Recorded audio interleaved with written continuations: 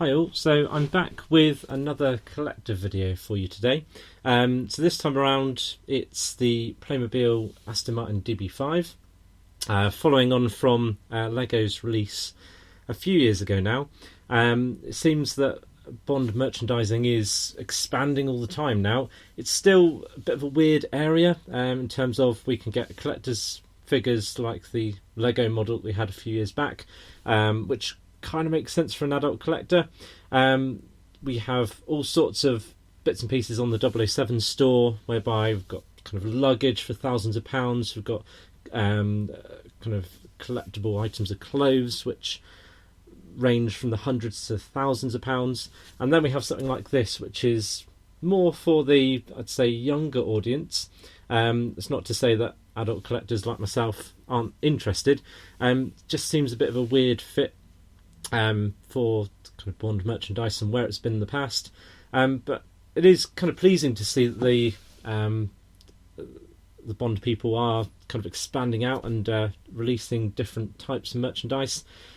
This isn't to say this is a cheap collectible. This is still 70 quid, but I guess with Playmobil it is a bit more on the expensive side. But when you compare this to the DeLorean that they released a few years back, and my wife happened to buy at the time, that kind of came in at about 50 quid or so. This one, £70. It is a bit more on the expensive side. It says less in the way of kind of parts for it, but I guess with this you are paying for the Aston Martin name and the fact it's obviously 007 branded as well. So let's delve into it and take a closer look then. I've kind of jimmied it open already to try and keep the box as intact as I can. But yeah, if you're used to Playmobil boxes, it's quite difficult to get it open without ripping the box in some form or another. So as you can see, you do get 4 figures within this. I suppose that's something different to the Lego figure, where it was literally the car. You didn't get any Bond mini figures at all. So if we just delve inside then, what I was quite impressed by when I first opened it up is the fact that it is nicely presented as you open it up, which I can't say the same for the DeLorean that we bought, like I say, a few years back now. So you've got your 4 figures along the top there. So obviously you've got James Bond, which typical Playmobil figures, they don't really look huge amount like what they're meant to be portraying, but obviously we've got him in his tux. We've got the Goldfinger figure, so does kind of look like Warwick Goldfinger decked out in his typical clothes there. We've got Oddjob, which has a bit of a strange head to him at the moment, but that's due to another part that we're going to add on later on, obviously his famous bowler hat. And then mainly to fit in with the feature of the car, and obviously if you've seen Goldfinger you'll appreciate why this one's included. We've got the just typical henchman decked out in his blue overalls that they wear in the film with Goldfinger. So then we've got the car itself, which is pretty much a bit of a shell. And if you're used to Playmobil, they're not like Lego where you obviously build it from scratch, but you do have bits and pieces that you get to add in for yourself. So you can see there already that the license plate is missing in action at the moment. Obviously no wheels, so there are some bits and pieces. The backlights there are going to need to be chucked in. Yeah, it is a typical Playmobil car where you do have some bits to add in for yourself. It does have a removable section of roof, and if you are a fan of Bond, you'll probably know why that's there. But yeah, we'll delve into that later on. There are a few other working features on here as well. I haven't delved fully into it yet. I've literally just opened it for this video just to get it ready to go. But this exhaust moves, and I do believe from a quick look that I had that does do something. So we'll look into that in a bit more depth later in the video. What I did notice when I opened it up for the first time is the car shell did have lots of black marks on it, which I was a bit concerned about initially. They do easily wipe off. I think it's partly come from the booklet, which I think the ink has just rubbed off onto the car a little bit, I believe. Yeah, so this is the booklet itself. So a picture of what to expect once you've put it all together. And it gives you a bit of information in multiple languages about different characters portrayed. obviously their role in the film as well. Gives you a detail of all the gadgets and bits and pieces that take place. So yeah, we are going to have the bulletproof screen that pops up. We are going to have the revolving number plates, all the things you'd expect from the DB5. I think that that's part of the merchandising requirement, that if you do produce the DB5, it does have to have all the features, because as we saw in the Lego figure, it does go to great pains to make sure that all the working features are there. So then you've got a few instructions of how to put it together. Again, it's really nice and basic, so it is ideal for younger ones to put together if that is the case. So obviously you've got a few numbered bags, which I'll show in a minute, but in the first bag you've got a few accessories, not a huge amount. It's a bit disappointing in terms of accessories. The Back to the Future set did have a lot more. You've got a few items to add to the figures first of all, like the bowler hat, Goldfinger's hat, and randomly some shoes to put onto the henchman, I think, just to make up the parts. We've got a set of binoculars which Bond uses to scout out Goldfinger in the kind of Swiss Alps when he's following and tracking the Rolls Royce. And we've got some gold bars as well, which I think there's 4 lots of those. Bag 2 then starts to put the car together, so that's mainly the wheels first of all, and obviously we've got the tyre slashers to add on there as well as another added feature. So bag 3 adds a few of the other accessories. Again, it's just random bits that just make you feel like you're putting stuff together, really. Yeah, and a few little lights and bits and pieces to put in here and there. So again, really nice and basic to put together. And then bag 4 is all about the ejector seat and the license plates there. So it looks like the ejector seat has a bit of a reloader type thing to help put it back together once it's been deployed. Yeah, so overall you can see it's a nice basic build. So yeah, that's the box itself then. The bags themselves are hidden underneath this part here. Just take those out first of all.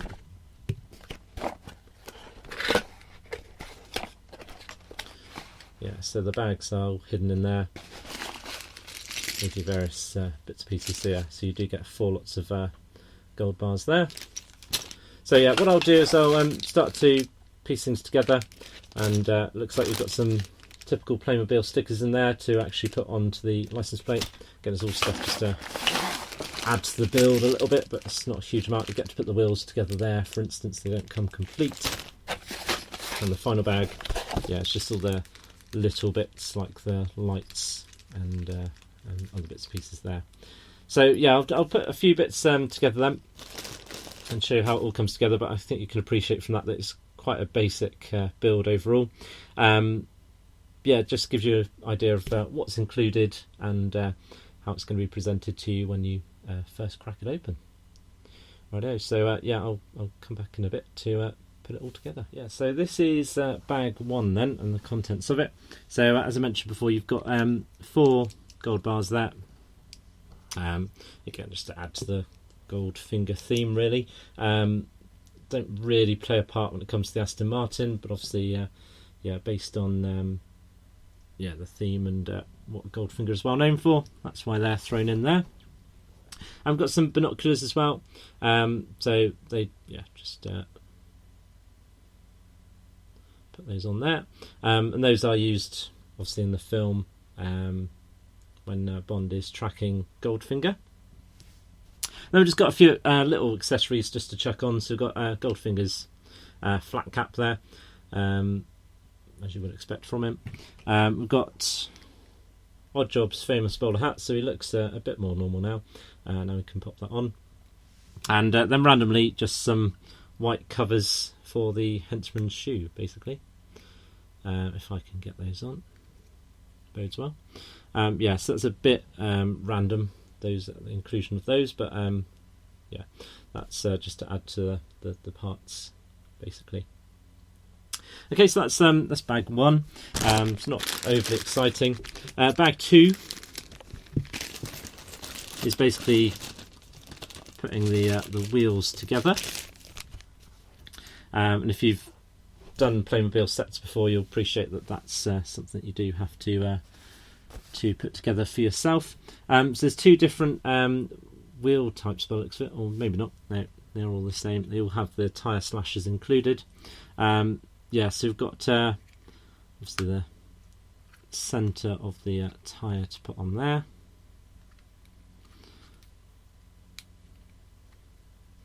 Which I'm going to admit aren't the easiest, but if you've ever done Playmobil or Lego, the wheels themselves do take a bit of putting in there.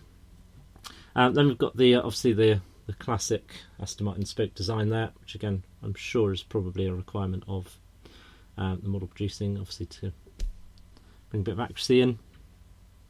Then we've got a bit of the tyre slashers themselves, so black bit popped in there, and then we've got the tyre slasher itself there, which will obviously extend as you would expect as per the film there.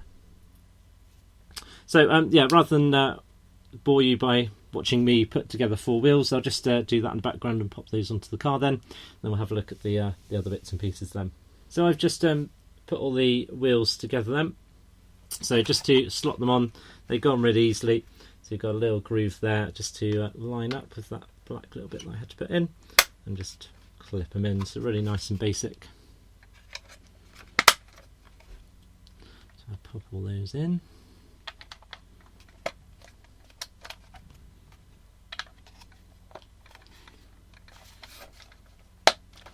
So make sure they're fully clipped. So there we go. Okay, so it's looking more like the Aston Martin we're familiar with now. Okay, so that was bag 2. So now we're on to bag 3. So this is all the smaller bits and pieces now. So all the lights and other parts to add to the car itself. So we've got the rear view mirrors first of all, which go into the usual places. And these parts do feel quite delicate, so I'm trying to take a bit of care of popping those in. I always forget what these bits are called, but I've also got the just battering rams, aren't they? Pop those in. Again, really basic build overall. And then we've got some smaller kind of parts to represent the lights, which go onto the machine guns there at the front, like so. It's nice and simple. Then we've got the rear of the car. Then they do show in the guide that you've got the roof section, which when I got the car was already put into place anyway. Got a few more rams to pop in.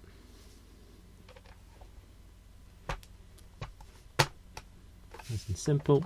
Then we've got just all the lights. I'm going to make sure I get these the right way around. So we've got orange at the top, then red, then we've got the clear one at the bottom, and then we just repeat that on the other side.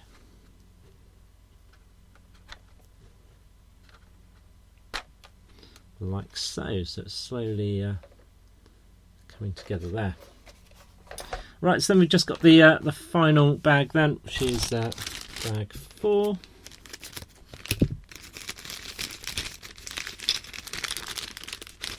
This one does come with some stickers as well. You've got the 3 different versions of the license plate number.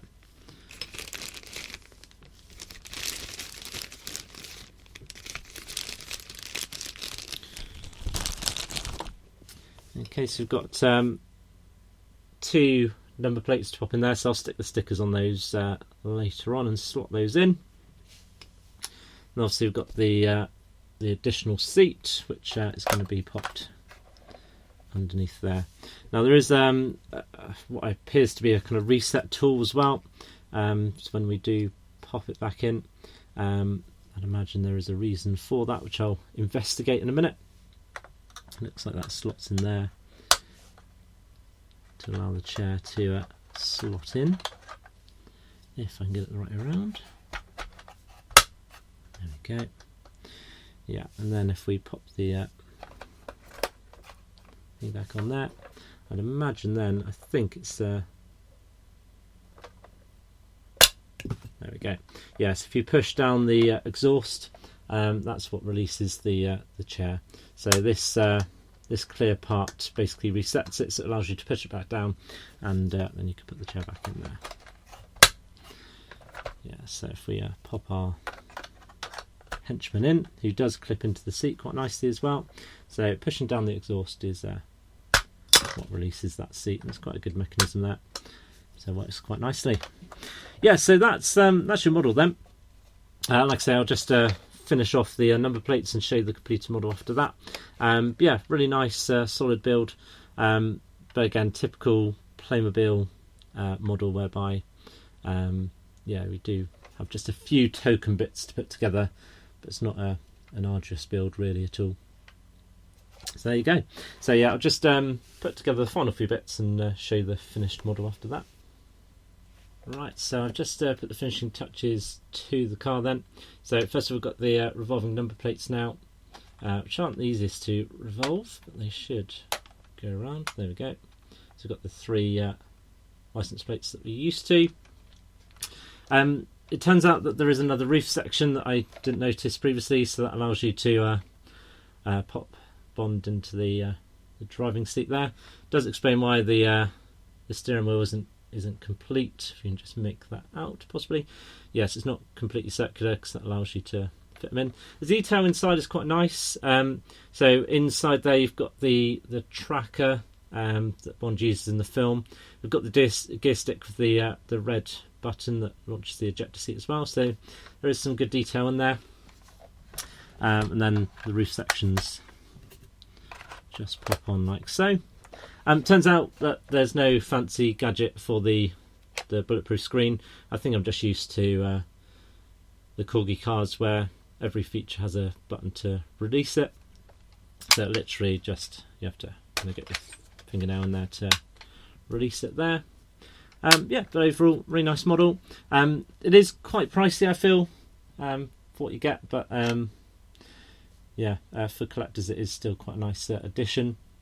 It is yet another DB5, which I know people are getting a bit sick and tired of now. Corgi have got no end of releases surrounding the DB5. Obviously the Lego version as well. Now we've got Playmobil. It would be nice if we can see some other Bond cars getting in the action, because obviously Bond is well known for its cars. There's more to it than just the Aston Martin DB5, so it would be nice to see a few more. Obviously the Lotus Esprit from the Spy Love Me is a natural selection there. Again, that is occasionally overused, but it would be nice to see a few more models surrounding that as well, if they want to go down the gadget route in particular. So yeah, that's the model overall. So a nice little build there. Yeah, and you can get that from all sorts of retailers at the moment. Obviously Amazon. I got mine from Smith's Toys. That was around 70 quid. And obviously the 007 store, but you do have to pay a bit more in the way of postage for that. So thank you for watching. If you do have any questions surrounding the model, please let me know and I'll get back to you when I can. Yeah, and do keep a look out on this channel for other collector videos, and I will be releasing some reviews for No Time to Die shortly as well, so keep an eye out for those. Yes, keep your eyes peeled, and yeah, thanks for watching.